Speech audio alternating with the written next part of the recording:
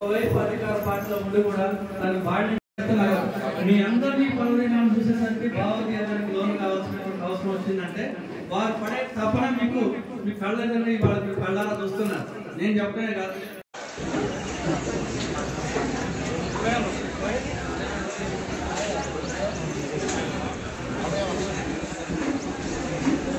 Jagan madam గారు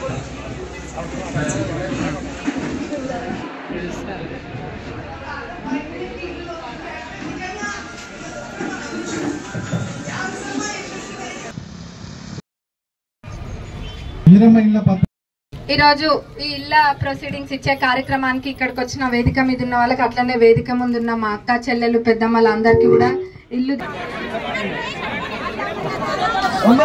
మిగతా village వాళ్ళు అట్లే కూర్చోండి.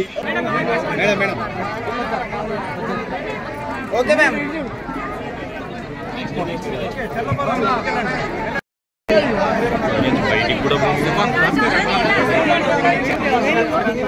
కొత్తపురం అండి, కొత్తపురం.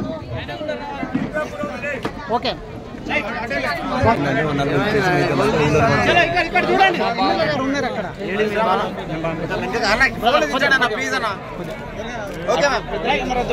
సోమవారం అండి, సోమవారం.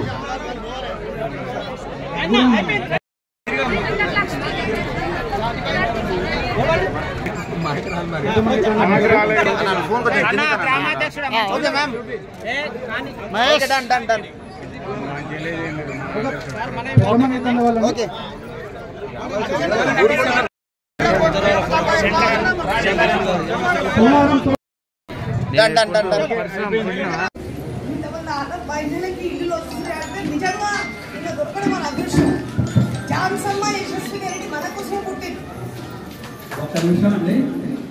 మీకు కోసం ఎంత తప్పన పెడుతున్నారు. ఒకవైపు అధికార పార్టీలో ఉండి కూడా తన బాడీ మొన్న అసెంబ్లీలో ఎలా ఇప్పించారు. మరి ముఖ్యమంత్రి గారి దగ్గర ఈ విధంగా మీకు కావాల్సినటువంటి ఒకవైపు అధికార పార్టీలో ఉండి కూడా తన బాడీ మీ అందరినీ పదవినాలు చూసేసరికి భావోద్వేగానికి లోన్ కావాల్సినటువంటి అవసరం వచ్చిందంటే వారు పడే తపన మీకు మీ కళ్ళని వాళ్ళకి కళ్ళారా చూస్తున్నారు. నేను చెప్పనే కాదు.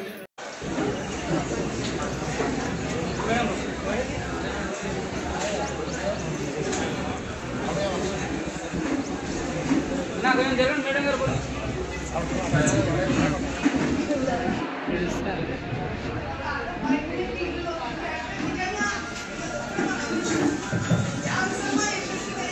అర్హులైన వాళ్ళు ఇళ్ళకి అర్హులైన వాళ్ళు, అంతేగాని ఎవరే పార్టీ అన్నది కాకుండా ఎవరు అర్హులు అన్నది చూసి ఇస్తుంది మన ప్రభుత్వము. గతంలో లెక్క ఎవరే పార్టీ ఎవరేంది అన్నది చూసి కాదు.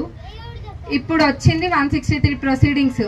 ఇంకా కూడా వేరేవి వస్తాయి. ఇంకా మళ్ళా 10 రోజులలో మళ్ళా కలుస్తాం. మిమ్మల్ని కాదు, మళ్ళా వేరేటోళ్ళని వచ్చేటోళ్ళని. ఇంకా ఆడికే అయిపోదు. ఇది ఒక నిరంతర ప్రక్రియ. ఇల్లు రావుడు అనేది ఒక నిరంతర ప్రక్రియ. ఇప్పుడు ఇంతమందికే వచ్చింది ఇంతమందికే అని కాదు. దీని తర్వాత మళ్ళీ 10 రోజులలో మళ్ళీ ఇస్తాం. దాని తర్వాత ఇప్పుడు వచ్చిన 3500 కాకుండా నియోజకవర్గానికి 7000 ఇల్లు వస్తాయి. ఏం చేస్తామా 7000 ఇల్లు? మీ లెక్కన అర్హులైన వాళ్ళకి వేరే వాళ్ళకి ఇస్తాం. ఇప్పుడు వచ్చిన వాళ్ళు అది అయిపోయింది. నెక్స్ట్ ఎవరెవరైతే ఉన్నారో అందరు కూడా 7000 ఇల్లు వచ్చినప్పుడు అందరూ కవర్ అవుతారు. ఒక్కటే ఒక లక్ష్యం ప్రభుత్వాన్ని, అర్హులైన ప్రతి పేదవాళ్ళు ఇల్లు కట్టుకోవాలి. కాంగ్రెస్ ప్రభుత్వంలో ఇంతకు ముందు ఇందిరమ్మ రాజ్యం అంటే ఏంది, ఏం గుర్తొస్తుంది? ఇందిరమ్మ ఇల్లు. ఊర్లలో ఇందిరమ్మ ఇల్లు కనిపిస్తాయా? మళ్ళా ఇప్పుడు వచ్చేవి కూడా ఇందిరమ్మ ఇల్లే. అర్హులైన ప్రతి ఒక్కరికి వస్తాయి. అదొక్కటి గుర్తుంచుకోండి. అయ్యో వీళ్ళకే వచ్చింది మాకు రాదు, ఊర్లలో ఎట్లుంటది, మాకు రాకపోతే రాకపోయింది కానీ ఈయనకే ఎందుకు ముందు పెట్టాలని అనుకోకండి.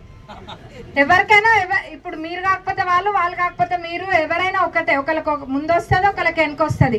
ఎట్లా వచ్చినా వచ్చుడు కదా ఇంపార్టెంట్. మనకి ఇల్లు కట్టుకున్నాడు కదా కావాల్సింది. అది ప్రతి ఒక్క పేదవాళ్ళకి ఇల్లు వస్తుంది ఖచ్చితంగా, మాట ఇస్తున్నాం. ప్రతి పేదోళ్ళకు ఒక కళ ఉంటుంది. ఏంది? ఇల్లు కట్టుకోవాలని. మంచైనా చెడైనా మన ఇంట్లో కావాలని ఉంటుంది. చిన్నదో పెద్దదో కానీ మన సొంత ఇల్లు కావాలి దేనికైనా.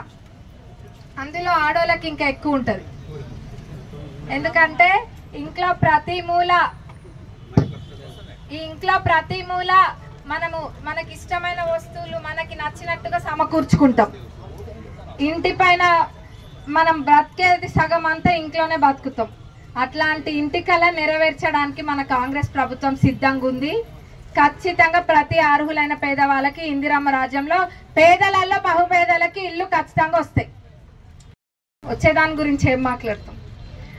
మీ అందరికి కూడా ఇల్లు ఇప్పిస్తా ఖచ్చితంగా. అది కూడా మన నియోజకవర్గంలో అర్హులైన వాళ్ళకి ఇల్లు అందుతాయి.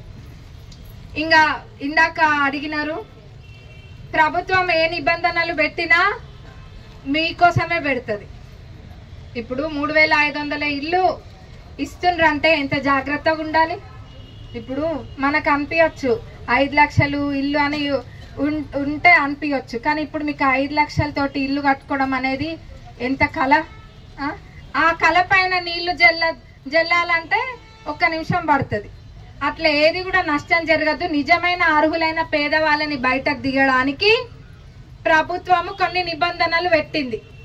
అది ఎవరికి? మీ మంచి కోసమే కదా. చూస్తారు ఏమైనా స్పెషల్గా ఉంటే చూసి ఫస్ట్ కొట్టేది పేదోళ్ళల్లో బహుపేదోళ్ళకి ఇస్తారు. వేరేవి కూడా అన్ని నామ్స్ చూసుకొని మళ్ళీ ఇంకా 2 సార్లు వచ్చేది ఉంది. దీంట్లో వెసులుబాటు కల్పించుకుంటూ ముందుకెళ్తాము.